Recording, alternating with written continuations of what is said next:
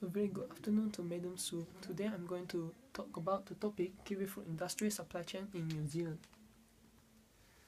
Kiwi fruit is a brown skin berries with fuzzy hair at the outer skin, and in the inner core there's a white core with either green flesh or gold flesh surrounding around it with black seeds on it. And kiwi fruit is about the size of an egg. Here is basically the just pre-export supply chain with 5 stages.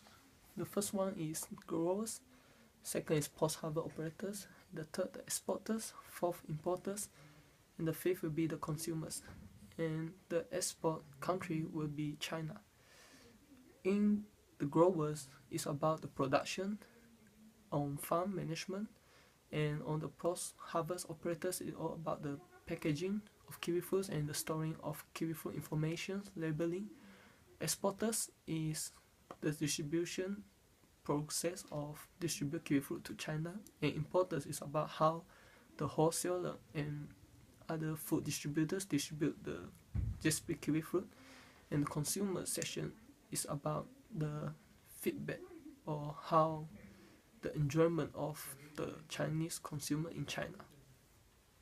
So basically, I will now talk about generally about each of the stages, the regulation at each of the stages. On growers, there is the Biosecurity Act in 1993 and the Health and Safety Work Act 2015. Post-harvest operators is about the regional seasonal employer scheme and food standard, Australia, New Zealand, FSA, and NZ. And exporters is about the kiwi fruit industry restructuring act and kiwi fruit export regulation in 1999. Importers in China market regulation is all about the People's Republic of China trademark law and the registration procedure of the foreign trade companies in 2004. And lastly, the consumers section is about the food safety law and the consumer protection law under the People's Republic of China. So I will now talk briefly about each of the regulation that I mentioned. For the Health and Safety of Work Act 2015 in New Zealand is about to provide a safety and healthy surrounding for the workers to work with in the factory or in the farm. Recognized Seasonal Employer Scheme is a scheme carried out by the government to help to make out the labour shortage in New Zealand kiwi fruit industry, viticulture or either horticulture industry. About the Restructuring Act and the export regulation of kiwi fruit in 1999 is about how this act contribute to Jespri becoming the single desk exporter of New Zealand. Importers in China market regulation, which I have mentioned, is about trademark law and the trade operators. So under the People's Republic of China trademark law is about to protect the interests of the user of the trademark law and give them the authority for the user under the trademark. And the foreign trade companies operators in 2004 is about the companies in China need to have import trading license to be able to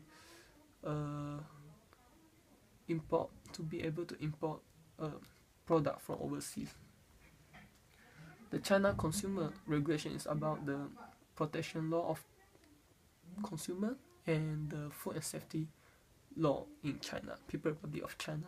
Is talk about the food safety, quality, and the right of consumer to having a safety and healthy food.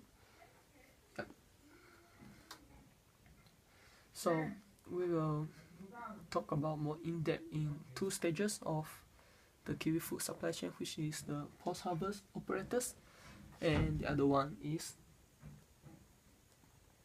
importers in the Chinese market.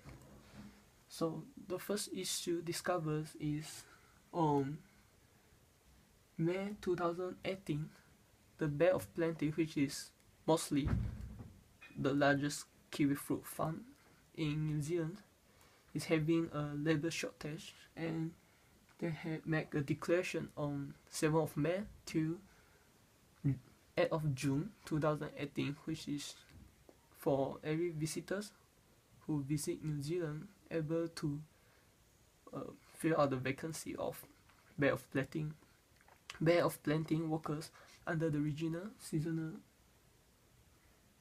employer scheme.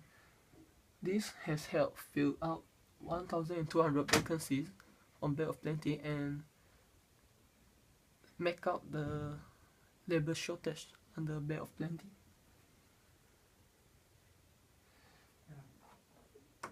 In the importers in Chinese market, it was found that 1,480 boxes of fat Jasper kiwi fruit has been sold on supermarket, and this has infringed the trademark right.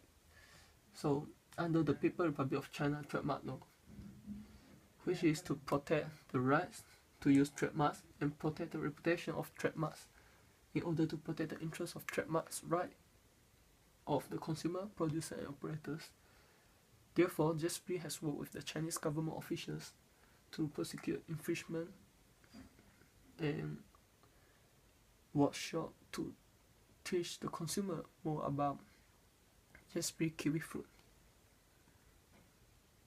So in conclusion, the advantage of both of this regulation is RSE, which is Regional Recognized Seasonal Employer Scheme, has really helped New Zealand horticulture, viticulture, agriculture industry to fill up all the empty vacancies they're currently having and make up the loss of the labour shortage, which really helped the industry a lot in terms of making them functionable.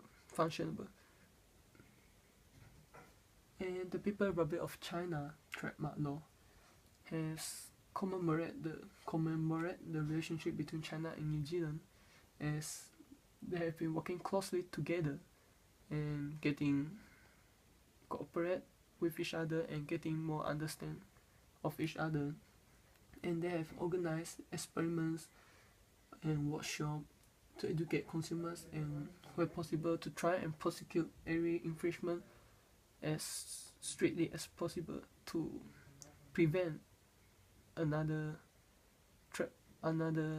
fake kiwi fruits going on in the Chinese market, which will affect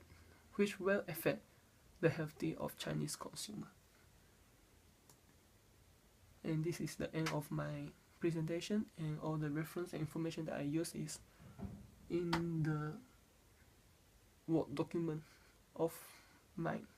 Thank you.